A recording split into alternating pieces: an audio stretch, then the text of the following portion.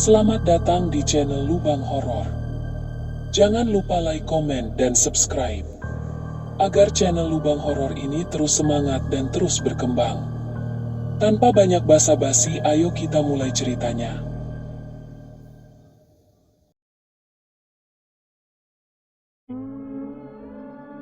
Semenjak pagi, awan kelabu menggantung rendah di atas desa Kragilan. Jalanan tanah yang biasa dilalui gerobak kayu Pak Karto tampak becek. Di ujung tikungan, terlihat rumah-rumah kayu berdinding anyaman bambu, sebagian menghitam oleh usia. Suara ayam berkotek jauh terdengar samar, namun tidak ada anak-anak yang bermain di pelataran seperti biasanya. Pak Karto mendorong gerobak baksonya perlahan.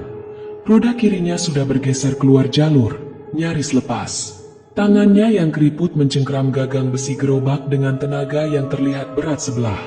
Kaos oblongnya basah di bagian punggung, bukan oleh keringat, tapi karena tetesan air dari atap bocor di kamarnya yang semalam merembes ke ranjang.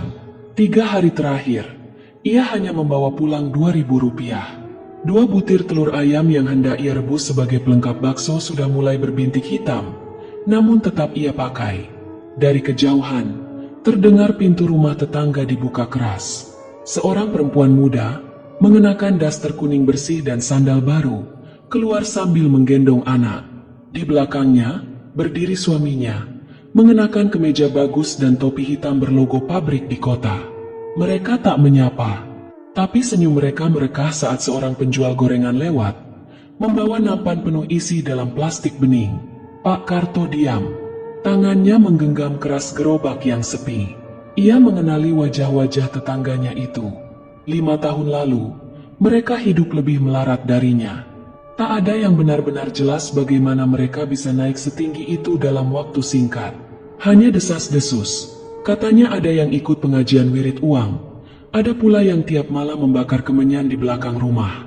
Malamnya, Pak Karto duduk di dipan, tanpa lampu. Hanya diterangi bara dari rokok linting yang nyaris habis. Sisa baksonya masih ada setengah panci. Tak satu pun yang habis terjual. Istrinya sudah lama pergi. Anaknya bekerja serabutan di kota, mengirim kabar hanya sebulan sekali. Rumahnya sunyi, temboknya retak di banyak tempat, dan langit-langit sudah ditumbuhi sarang laba-laba yang menggantung rendah. Angin bertiup dari sela-sela dinding. Tercium bau daun basah dan tanah lembab yang tidak biasa. Entah kapan pintu depan terbuka. Di ambang, berdiri seseorang. Sosok tua bertubuh bungkuk mengenakan baju lurik kelam. Wajahnya tak sepenuhnya tampak dalam gelap. Hanya siluet dagunya yang panjang dan tangan kurus menggenggam tongkat kayu. Ia tidak bicara. Hanya berdiri mematung, menghadap ke dalam rumah. Pak Karto tidak bergerak. Nafasnya teratur. Tapi tubuhnya kaku. Wajah orang tua itu tidak pernah ia kenal. Tapi matanya, seolah terlalu dalam. Di bawah cahaya samar dari pelita dapur yang nyaris padam, laki-laki tua itu melangkah 1 kali ke depan. Beberapa detik kemudian, ketika Pak Karto berkedip, ambang pintu itu sudah kosong kembali. Namun udara dalam rumah berubah. Sesuatu terasa tertinggal. Di lantai dekat dipan, ada gulungan kain hitam kecil, ditali simpul merah. Pak Karto tak berani menyentuhnya malam itu. Tapi ia tidak tidur, tidak juga bicara. Hanya duduk di pojok ruangan, menatap ke arah gulungan kecil itu sampai fajar menjelang. Pagi itu, langit desa tampak pucat. Kabut tipis masih menggantung meski matahari sudah tinggi. Pak Karto duduk di bawah pohon kelapa depan rumah. Matanya kosong menghadap jalan. Gerobaknya tidak ia dorong hari itu. Di dapur, panci bakso semalam masih tertutup kain lusuh, belum disentuh. Di pangkuannya, tergeletak gulungan kain hitam yang semalam tak ia sentuh. Sekarang sudah terbuka. Di dalamnya, selembar daun lontar tua dengan tulisan kecil berderet rapi, dan sebuah koin tua yang tak ia kenali. Koin itu tidak berkilau. Warnanya legam, berat, dan dinginnya bertahan lama di telapak tangan. Tak ada nama, tak ada petunjuk, hanya kalimat pendek di bagian bawah daun lontar yang membuat tangannya berkeringat. Ambil, gunakan, jangan bertanya. Tidak ada angin saat itu, tapi daun-daun kelapa di atas kepalanya bergerak perlahan. Gemerisik pelan seperti suara bisikan yang tak selesai diucapkan. Seekor cicak terjatuh dari langit-langit beranda. Tubuhnya kaku dan tidak bergerak. Pak Karto mengambil koin itu, menggenggamnya erat, lalu menyelipkannya ke dalam saku bajunya. Hari itu, tanpa alasan yang jelas, ia mendorong gerobaknya keluar gang. Jalanan lengang, namun saat sampai di depan pasar desa, hal aneh terjadi. Seorang ibu yang biasanya hanya membeli kuah bakso, kini memesan 2 mangkok. Lalu seorang lelaki tua yang dulu hanya lewat tanpa menyapa, berhenti dan membeli 1 porsi tanpa menawar. Gerobaknya, yang semula sepi, dikerubungi pembeli dalam waktu singkat. Dalam 1 jam, semua baksonya habis. Bahkan 2 orang masih menunggu di belakang saat dia bilang stoknya sudah habis. Uang hasil penjualan hari itu dilipatnya rapi. Saat ia membuka laci gerobaknya untuk menyimpan uang, sesuatu terasa janggal. Di dalam laci itu, uangnya sudah ada sebelumnya. Semua tampak segar dan belum pernah terpakai. Ia tidak ingat menaruh uang sebanyak itu. Tapi uang itu nyata. Sepulang dari pasar, langkahnya ringan. Rumah Reyot yang semalam terasa seperti kubur kini tampak lebih terang. Ia mengangkat pelita dapur dan menyulut rokoknya dengan tenang. Tapi di sudut dapur, di bawah lemari tua, koin hitam itu menyala redup. Pantulan yang tidak berasal dari cahaya, tapi dari dalamnya sendiri. Malam itu, gerobaknya ia bersihkan sampai mengkilap. Roda kirinya diperbaiki. Bahkan ia sempat memotong kuku, mencukur cambang, dan mengenakan baju batik terbaiknya. Tak ada yang menyuruh. Tapi sesuatu dalam dirinya mendorong semua itu seolah sudah menjadi bagian dari perjanjian tak tertulis. Ketika tengah malam tiba, ia terbangun karena suara panci dari dapur. Seperti seseorang sedang mengaduk kuah dengan sendok besar. Tapi ketika ia menghampiri dapur, tak ada siapa-siapa. Di atas kompor mati, pancinya masih utuh, tidak terbuka. Namun di lantai, ada 2 mangkok bakso panas. Di dalamnya, 1 mangkuk berisi uang logam. Sejak pagi, langit tak berubah. Cahaya mentari tertahan kabut yang pekat, seakan enggan menembus dedaunan di sepanjang jalan desa. Pak Karto berjalan pelan, mendorong gerobaknya yang kini tampak lebih kokoh dan bersih. Kayu lapuk di sisi kiri sudah ia ganti dengan papan baru. Di atas gerobak, panci mengkilap menyemburkan uap harum yang menggoda. Pembelinya lebih banyak dari sebelumnya.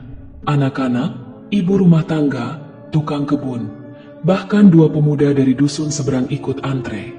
Tidak ada yang menawar, tidak ada yang rewel. Semua membayar dengan uang pas dan wajah yang datar. 1 demi 1 uang itu masuk ke kotak kayu di gerobaknya. Tapi setiap kali tangannya menyentuh lembaran uang, ujung jarinya terasa dingin. Beberapa lembar terasa lebih berat dari semestinya, dan saat diletakkan di laci, muncul suara gesekan pelan, seperti kertas yang dilipat berulang kali. Sore itu, sebelum pulang, ia duduk sejenak di tepi pematang sawah. Matanya menatap matahari yang belum juga muncul utuh.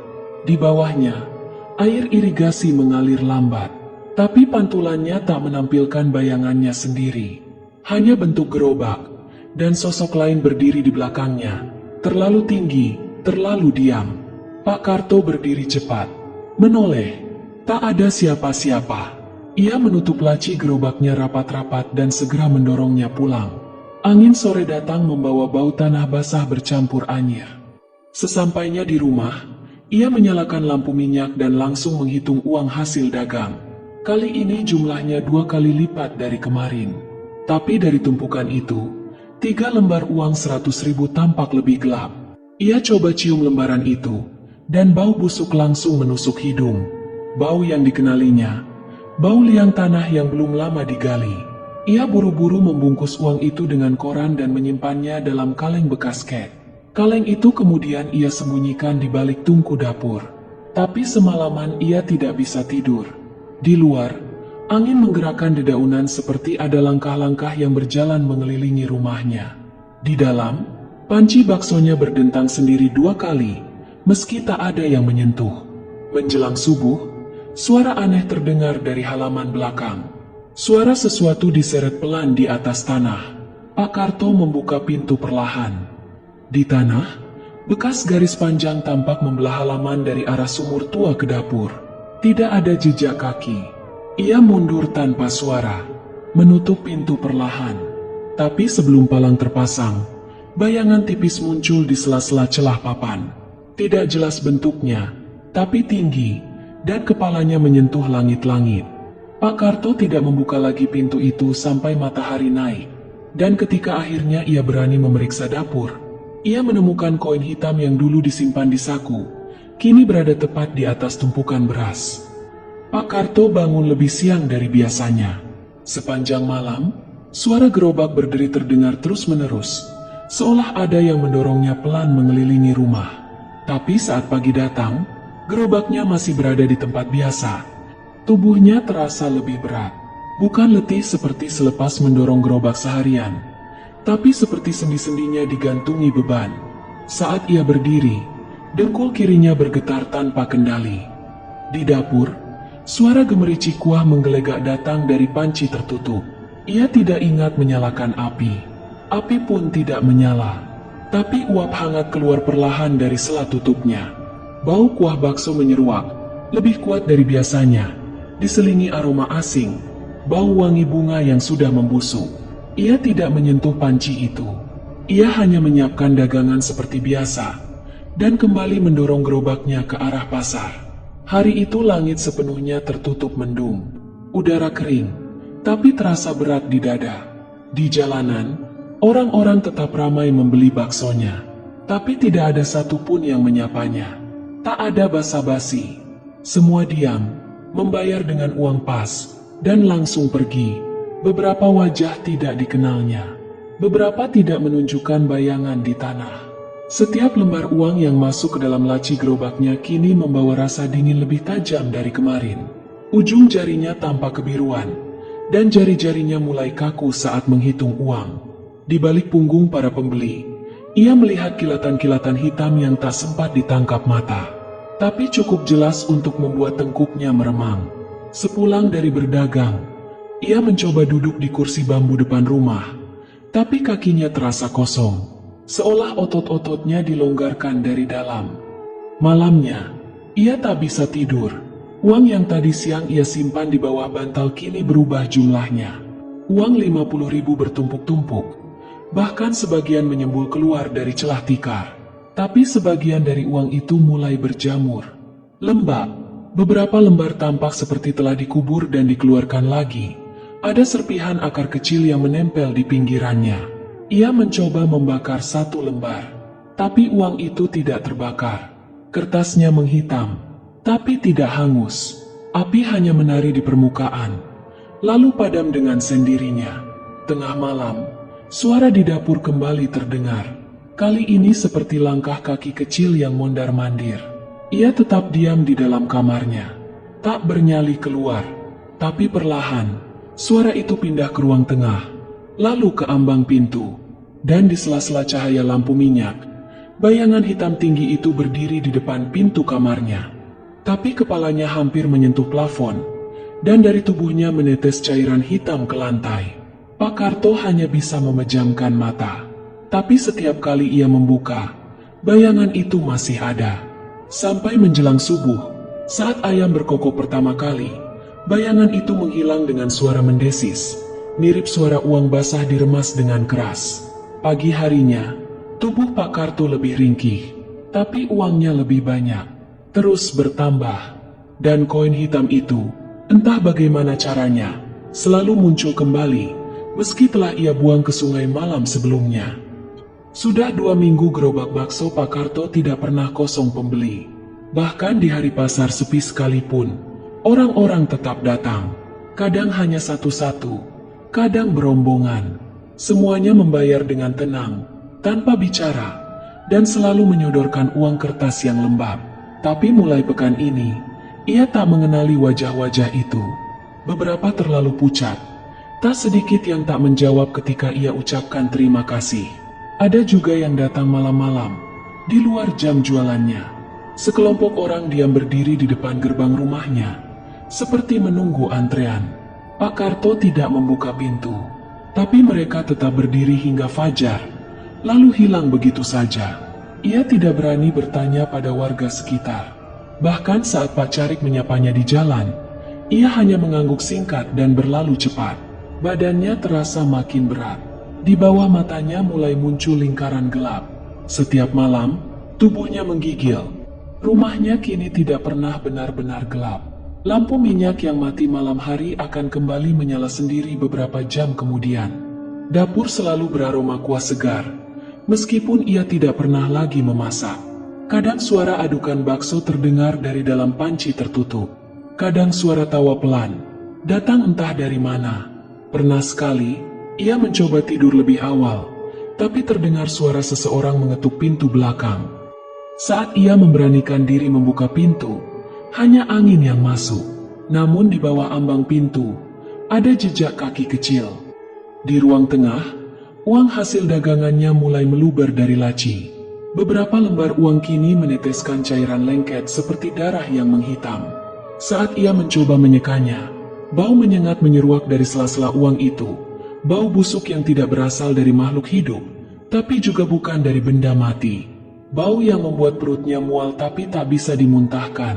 Ia mencoba membakar uang itu sekali lagi, tapi hasilnya tetap sama. Api menjilat tanpa menghanguskan.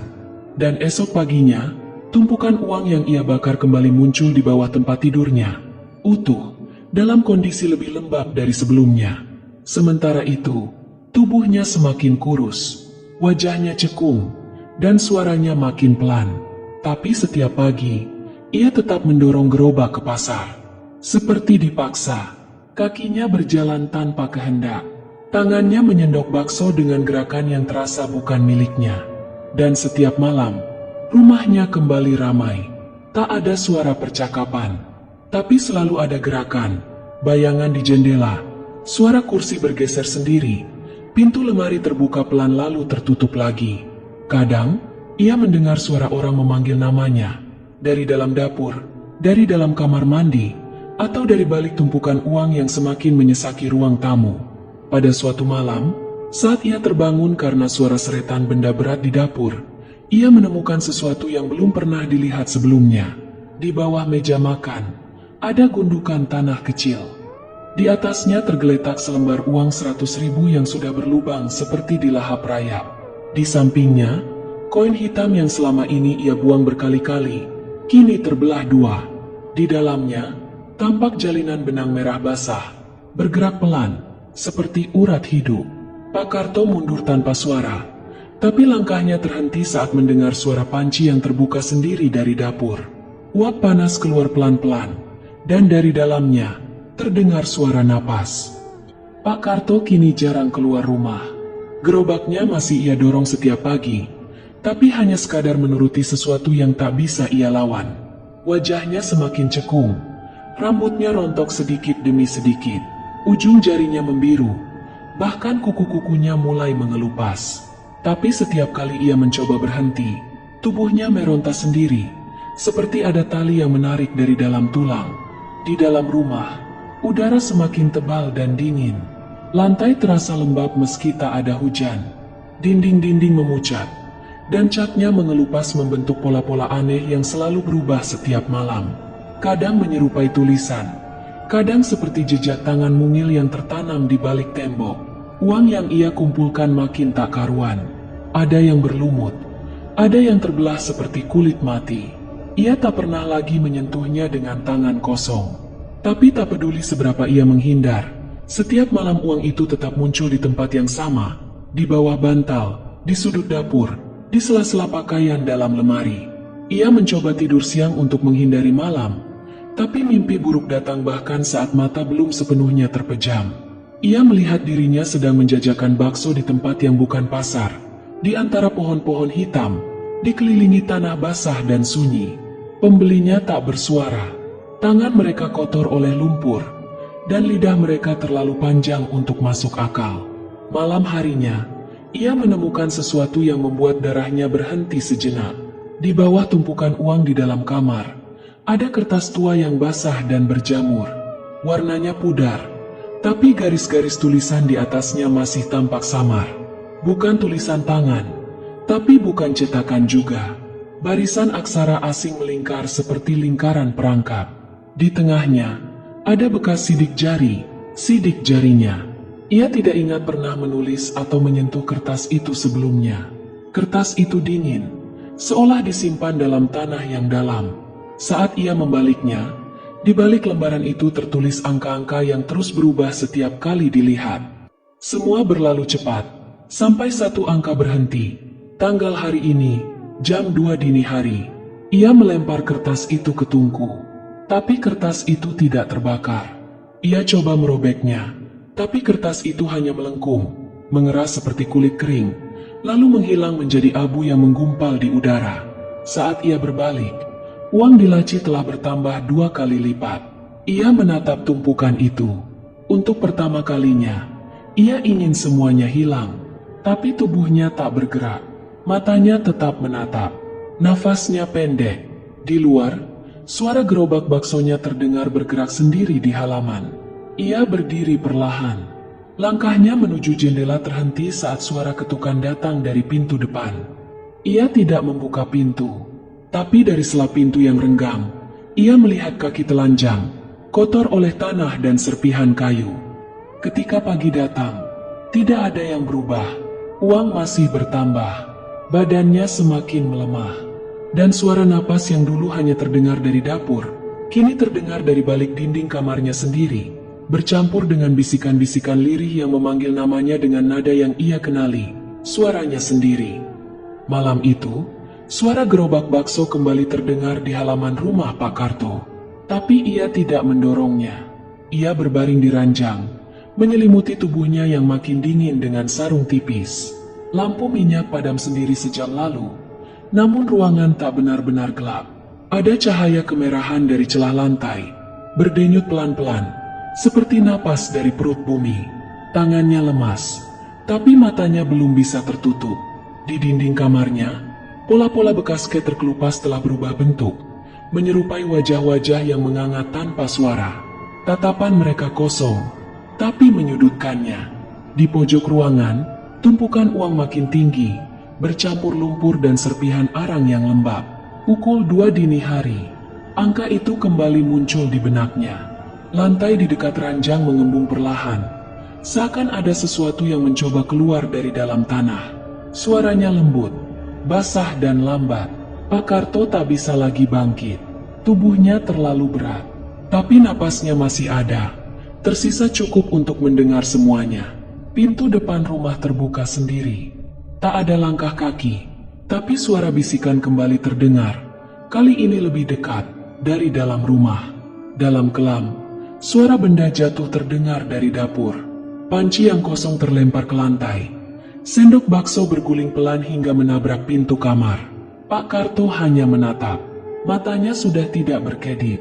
Kemudian, dari celah bawah pintu kamar, muncul sesuatu.